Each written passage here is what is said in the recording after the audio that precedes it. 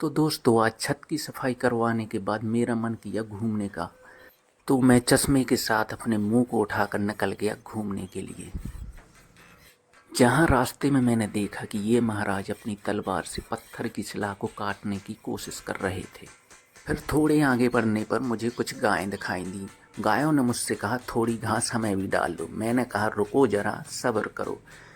फिर आगे बढ़ने पर बाबा साहेब ने अपना हाथ उठाकर हम लोगों को रास्ता दिखाया। फिर बाबा साहेब के बताए हुए रास्ते पर हम लोग चल पड़े। बाबा साहेब के द्वारा बताया गया रास्ता हम लोगों को ग्राउंड की तरफ ले गया, जहां मैंने देखा कि कुछ लोग एक अकेली अबला बॉल को लातों से पीट रहे थे। ये सब अत्याचार मुझसे देखा नहीं गया। फिर मैंने इनको दौड़ने की, इसको लटकने की और इन लोगों को पुशअप लगाने की सज़ा दे दी। वहीं इन लोगों का क्रिकेट देखकर मुझे अपना बचपन याद आ गया कि इससे ज़्यादा बुरा तो मैं ही खेल लेता था। वहीं ये लोग बॉल को हवा में उछालकर बास्केट में डालने की कोशिश कर रहे थे।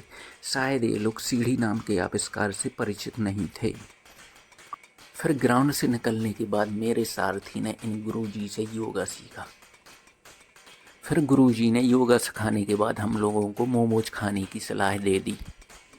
फिर हम लोग निकल गए मोमोज की तलाश में। फिर अपने सारथी के साथ मोमोज खाने के बाद मैं निकल गया टीकमगढ़ सेल बाजार, जहां बैठने के लिए मेरा इंतजार एक झूलेदार सोफा कर रहा था, लेकिन मैंने कोई रुचि नहीं दिखाई। वहीं मेले में से मैंने सर को खुजाने वाला एक इंस्ट्रूमेंट खरीदा अपने सारथी के लिए।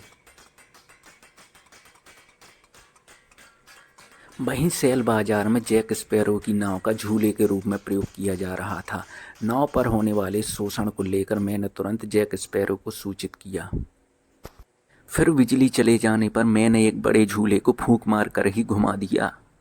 मेरी फूंक इतनी तीव्र और विशाल थी कि सेल बाजार में बवंडर आ गया और पूरा सेल बाजार ही घूमने लगा। फिर मेरे सारथी के अंदर बवंडर की आत्मा आ गई और उसने कहा कि अगर बवंडर को रोकना है तो उपवन जाकर शुतुरमुर्ग के बच्चे को दाना खिलाओ। फिर हम लोगों ने उपवन जाकर शुतुरमुर्ग के बच्चे को दाना खिलाया। फिर मेरे सारथी ने इस जिराफ से फ्रेंडशिप करने की कोशिश की, लेकिन वो गुस्से में देखने लगा और एक डायनासोर भी। फिर हम लोग भागे घर की तरफ। धन्यवाद।